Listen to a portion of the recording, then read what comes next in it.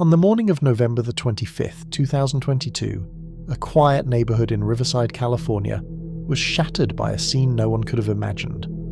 A red Kia Soul pulled up to the home of the Wink family on Price Court. Inside that house lived a teenage girl we'll call Sarah, not her real name, her mother Brooke, and her grandparents Mark and Cherie. Sarah and her sister weren't home when the stranger first arrived. He knocked twice that morning, once around 7 a.m. and again closer to 9, then drove away. But he would come back. When he returned, he parked in the driveway of a nearby house and walked toward the front door, flashing a badge. The man was Austin Lee Edwards, a 28-year-old police officer from Virginia. To Sarah's grandmother, he claimed to be a detective working on an investigation involving her granddaughter. Trusting his authority, Cherie let him in. Minutes later, Brooke drove Sarah to the house. Brooke told Sarah to wait in the car while she checked inside. Time passed, nothing seemed to happen, so Sarah finally stepped inside. The moment she crossed the threshold, terror hit. Her grandmother, her grandfather, and her mother lay lifeless on the floor. Before she could even process the sight, Edwards grabbed her by the hair. At first, she didn't recognize him.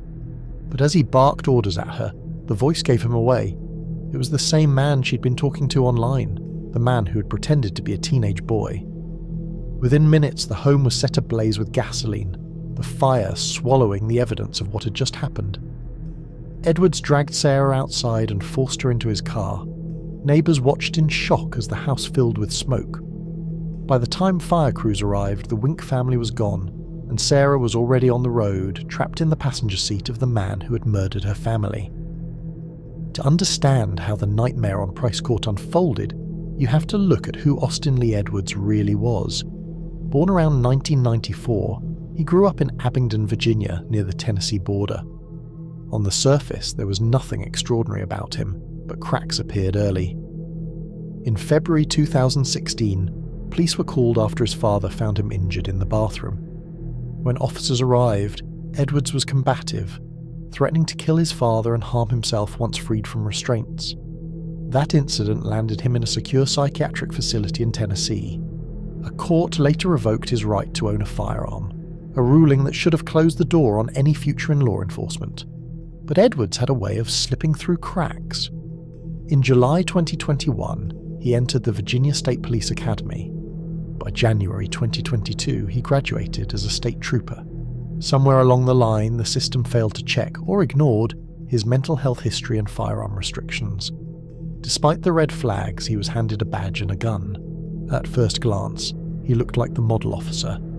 Behind the scenes, though, Edwards was leading a disturbing double life. Using Instagram and Discord, Edwards pretended to be a 17-year-old boy. That's how he met Sarah in Riverside. Online, he charmed her, showered her with attention and gifts, even paying for food deliveries to her house. He told her he would be turning 18 soon, when in reality he was 28. It was a calculated deception, a web of lies designed to gain her trust. But when Sarah refused to send him intimate photos and eventually blocked him in November 2022, Edwards' obsession turned dark. That same month, he bought a small house in Saltville, Virginia, and just days later was hired by the Washington County Sheriff's Office. Again, no one caught the fact that he wasn't legally allowed to carry a gun. To the outside world, Edwards was a new deputy starting fresh. In reality, he was plotting the trip that would take him across the country to California and straight into the lives of the Wink family. By late November 2022, Edwards was no longer just hiding behind a screen. He had decided to cross a line. He packed up his red Kia Soul and drove across the country from Virginia to California.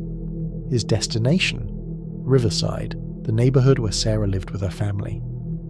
On the morning of November 25th, 2022, Thanksgiving weekend, Edwards arrived at the family's home on Price Court.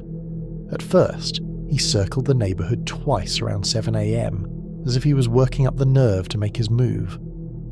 By 9 a.m., he parked near the house and approached on foot, wearing his Virginia law enforcement badge and posing as a detective. Sarah's grandmother, Cherie, answered the door. Edwards claimed he needed to speak with Sarah about an ongoing investigation. He looked official, calm, authoritative, carrying himself the way a cop would. Sherry, unsuspecting, contacted Sarah's mother Brooke, who soon drove over with Sarah's younger sister. Brooke dropped her daughters off, then returned with Sarah a short while later. Sarah waited in the car while her mother went inside, but what Sarah walked into moments later was a nightmare. Inside the home, Edwards attacked her without warning, grabbing her by the hair. At first, she didn't recognize who he was. It was only when he barked at her to stop screaming that she recognized his voice. Her world collapsed as she saw her family, her grandparents and mother, lying lifeless on the floor. Edwards had suffocated her grandparents, Mark and Cherie, with plastic bags and stabbed her mother, Brooke, to death. In one horrifying swoop, 3 generations of her family were gone. Then Edwards doused the home in gasoline, setting it ablaze before dragging Sarah out to his car. He told her to stay quiet, that she was his daughter, if anyone asked. What had started as a fake romance online had now exploded into a crime scene that shocked the entire country. With the family home burning behind them, Edwards forced Sarah into his red Kia Soul and sped away from Riverside. It was around 11 a.m. when a neighbour, noticing smoke and a distressed teenager, called 911. Soon after, other neighbours reported the fire. When firefighters entered the home, they discovered the bodies of Mark, Sherry and Brooke. Meanwhile, Edwards was already on the highway, heading east. During the drive, Edwards never let go of Sarah's hand. He told her repeatedly to act as though she was his daughter if anyone asked questions. At one point, she asked him why he killed her family. His response was chilling. If he hadn't, they would have called the police and ruined his escape. It was his way of justifying the unjustifiable. By 1:15 p.m, police identified the suspect vehicle thanks to witness accounts and surveillance cameras. A law enforcement aircraft trailed Edwards from a distance while SWAT units prepared to intercept.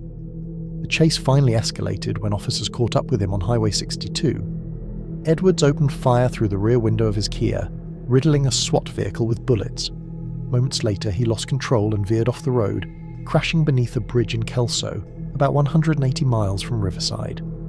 With the car stuck and surrounded, Edwards ordered Sarah out of the vehicle. She scrambled to safety while he stayed behind. In those final moments, faced with capture, Edwards turned his service weapon on himself. The same badge and gun that had allowed him to infiltrate law enforcement were now the tools of his violent end. Sarah, though physically unharmed, had lost nearly everything in a single morning. What began as an online friendship ended in the destruction of her family and the exposure of a predator who had hidden behind a uniform. Teenager and are not sure how long he'd been communicating with the 15-year-old before traveling across the country and, they believe, committing these murders.